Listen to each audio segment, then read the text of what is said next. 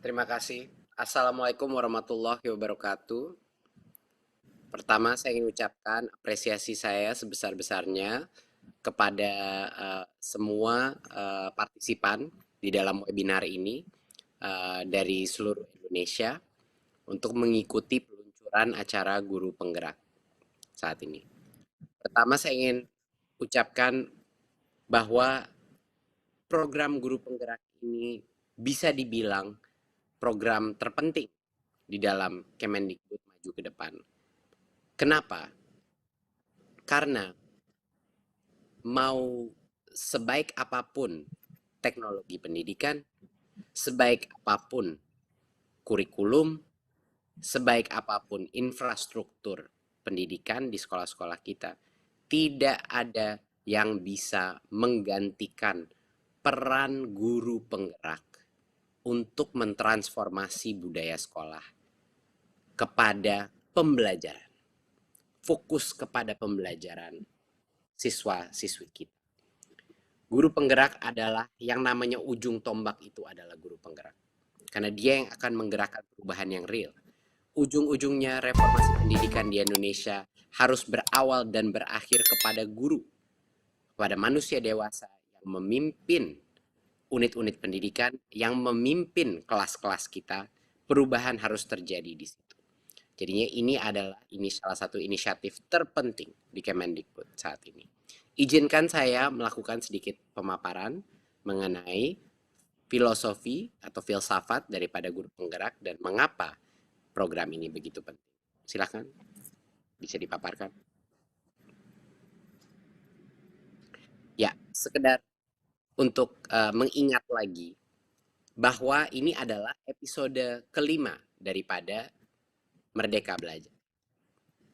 Episode satu seperti yang kita ingat adalah ujian nasional assessment dan juga beberapa merubah menjadi asesmen kompetensi dan beberapa relaksasi daripada peraturan PBDB atau zonasi. Episode 2 seperti yang kita ingat adalah Kampus Merdeka, di mana kami membuka dan memberikan berbagai macam fleksibilitas dalam akreditasi, dan kami juga membuka pernikahan massal program studi baru, dan juga memberikan kesempatan untuk mahasiswa untuk sampai dengan 2 semester di luar kampus dan 3 semester di luar program studinya untuk benar-benar memerdekakan mahasiswa. Di episode 3 kita membantu efisiensi mekanisme bantuan operasional sekolah untuk mentransfer langsung ke rekening sekolah agar kepala-kepala sekolah dan guru-guru mendapatkan dananya tepat waktu. Tentunya juga accountabilitas yang tinggi. Dan kami pun memberikan maksimum fleksibilitas untuk penggunaan dana BOS kepada kepala sekolah, apalagi di situasi pandemi seperti ini yang kita berikan berbagai macam fleksibilitas penggunaan anggaran untuk protokol kesehatan, untuk kuota internet, untuk murid maupun juga guru. Dan episode keempat, kami meluncurkan program organisasi penggerak, di mana kami melibatkan dan mengundang berbagai macam organisasi pendidikan untuk membantu sekolah-sekolah kita meningkatkan kualitas hasil belajar. Sekarang kita masuk episode kelima, teman-teman, untuk membahas guru penggerak. Guru penggerak adalah ujung tombak perubahan transformasi pendidikan kita. Tapi apa tujuan kita? Apa objektif atau tujuan daripada Merdeka Belajar? Disinilah kami ada yang namanya profil pelajar Pancasila, di mana kita mengidentifikasi 6 profil utama apa manusia masa depan Indonesia yang ingin kita bentuk. Punya profil seperti apa? Yang pertama adalah beriman, bertakwa, dan berakhlak mulia. Disinilah moralitas, integritas, spiritualisme ada di komponen ini. Ya. Kedua adalah kreativitas. Kreativitas adalah kemampuan berkarya, kemampuan untuk menemukan jalan-jalan yang tidak konvensional, beradaptif terhadap perubahan, dan juga berinovasi, selalu senantiasa berinovasi. Kita ingin anak-anak kita bergotong royong, kemampuan kompetensi berkolaborasi dan bekerja sama sebagai suatu tim akan menjadi kompetensi yang terpenting di dunia kerja masa depan kita. Keempat, berkebinekaan global. Mempunyai rasa hormat terhadap perbedaan, mencintai keberagaman nasional kita, mempunyai spirit nasionalisme yang tinggi, dan saling mencintai sesama etnisitas, sesama agama, merasa spirit kesatuan itu terjadi. Dan yang kelima adalah kemampuan bernalar kritis, kemampuan memecahkan permasalahan, kemampuan berpikir secara kritis, kemampuan memproses informasi secara kritis, dan juga kemampuan berpikir secara terstruktur dan kuantitatif. Inilah namanya bernalar kritis. Dan yang keenam adalah kemandirian. Kemampuan siswa-siswi kita secara independen, secara mandiri, mencari ilmunya sendiri, secara mandiri, proaktif melaksanakan kegiatan bekerjanya maupun belajarnya, dan punya pemikiran yang mandiri sehingga tidak mudah tergoyah, tidak mudah tidak mudah mempercayai informasi atau dibawa dalam grup-grup lain, tapi punya pemikiran yang merdeka dan mandiri. Jadi 6 profil pelajar Pancasila ini adalah objektif atau tujuan utama capaian Merdeka Belajar, dan guru penggerak pun harus memiliki karakteristik 6 profil pelajar Pancasila ini. Bagaimana kita ingin merubah generasi berikutnya tanpa guru-guru penggerak di berbagai macam daerah mempunyai dan menghayati karakteristik profil pelajar Pancasila seperti ini. Jadinya ini adalah menjadi tujuan utama kita dan tujuannya program guru penggerak. Berikut.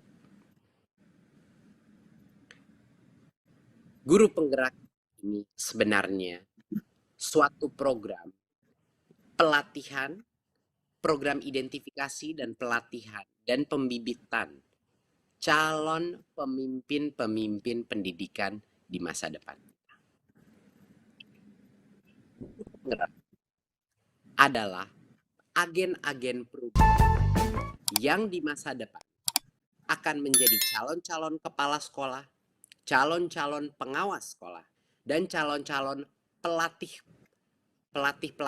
program pelatihan guru. Program guru penggerak ini bukan hanya program identifikasi dan rekrutmen, tapi juga program pelatihan, pembinaan, dan juga untuk membesarkan dampak daripada guru-guru penggerak. Yang saya yakin ada guru-guru penggerak di masing-masing daerah, di masing-masing sekolah.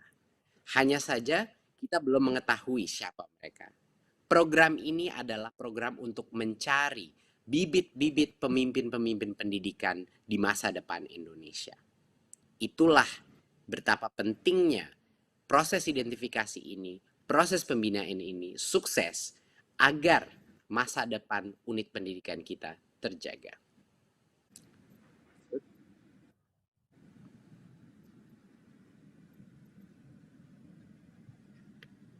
Apakah guru penggerak itu hanya guru yang baik saja, guru yang jago mengajar?